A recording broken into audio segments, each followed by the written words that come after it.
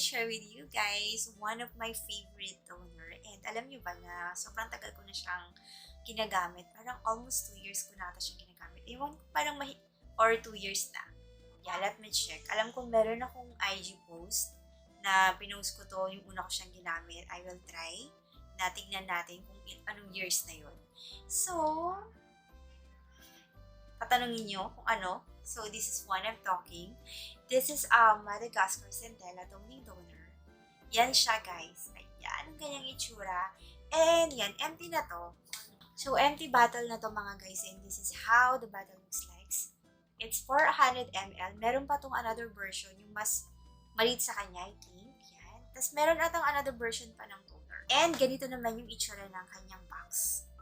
Ayan siya. Ayan. And ang ganda lang ng box niya, diba? Ayan. Tapos ayan. And then ayan. Pag binuksan mo siya, ayan. Ganyan-ganyan siya. Ayan. Alam nyo, yung ano niya, yung 400 ml, matagal nyo na itong magagamit, promise. Parang I think medyo pricey siya for me, hindi naman kasi kayamanan ng inyong lola. Pero, sulit na sulit. Lalo na kung 400 ml yung bibili nyo kasi nga, matagal nyo siyang ginagamit. So, ang ginagawa ko dito is, for me, ito yung preparation ko. One of my preparation para sa mga another skincare products ko. So, una kong ginagawa ay use, syempre, I wash my face ng ating favorite na kung ano man ko, ano available sabon na available or yung mga facial wash ko. And then after nun, maglalagay tayo ng ating favorite na micellar skincare. Yung micellar natin, yung pang ano natin, linis. So yun, after nun, saka ako siya gagamitin. So ang ginagawa ko dito guys, hindi ko siya ginagamitan ng cotton.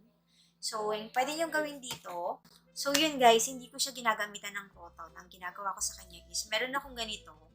Ayan, tapos, ayan. Tapos, igaganon ko lang yan, spray ko lang yan. And then, hahayaan ko na i-absorb siya ng skin ko. Or yung iba naman is, pwede nyong lagyan yung inyong mga kamay and then ipat nyo siya dito sa inyong mukha and then hayaan nyo siyang mag-absorb. So, pwede rin naman cotton kung saan kayo komportable. Pero, ayun yung gusto kong, yun yung ginagawa ko kasi parang feeling ko mas na-absorb ng skin ko. Kasi yung cotton parang, ewan ko, sa akin lang yun.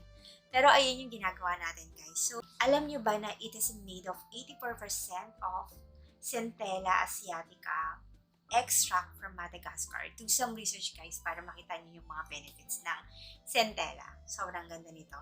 And this is really, really good for brightening and anti-wrinkles. You know, I'm 41 years old na and one of my skin problem is discoloration, melasma, tapos yung mga dark spots ko and talagang natutulungan niya talaga yung mga dark spots natin dyan. Alam nyo, guys, sa isang skincare, makikita niyo talaga yung effect niya in a long run. For me, meron din namang ibang mga skincare na makikita ninyo na in short term, makikita niyo na rin yung mga good effects niya. Pero yung talagang kagandahan niya talaga, makikita niyo talaga yung sa akin na madalas, long term talaga. So, dun ko talaga napapatunayan ang isang skincare products kapag nagamit ko talaga siya ng matagal. Yeah, this is really, really, really, really good. So, yun nga, I'm 41 years old. Marami na talaga akong skin problem. More on aging, kaya talagang naghahanap ako ng mga magagandang skincare. So, ang gusto ko pa dito, by the way, I have combination of oily skin and dry skin.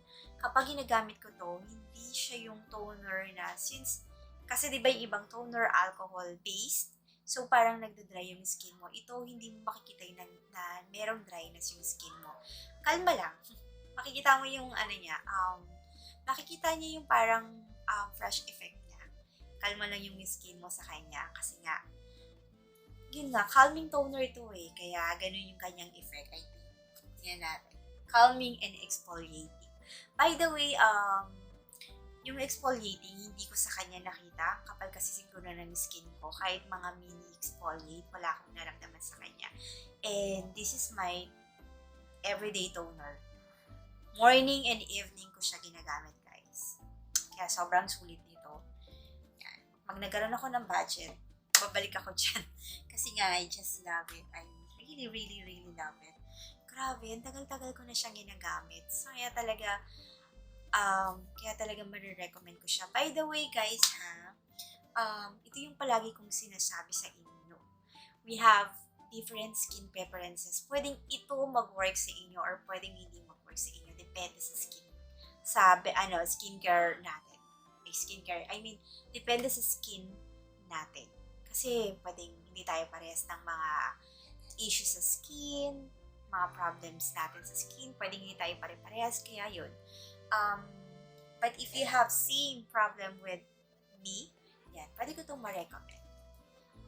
Think pwede din to. Maganda rin to sa mga may acne kasi this is, mild lang to and this is calming toner. Kaya hindi masyadong magagalit ang skin ninyo.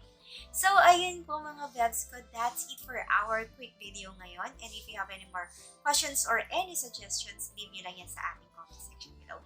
And I'm so happy I'm back. Basta abangan nyo lang, marami pa tayong mga skincare products review na ilalabas. So, that's it for our video mga vlogs ko. And I hope to see you again on my next video. Bye for now!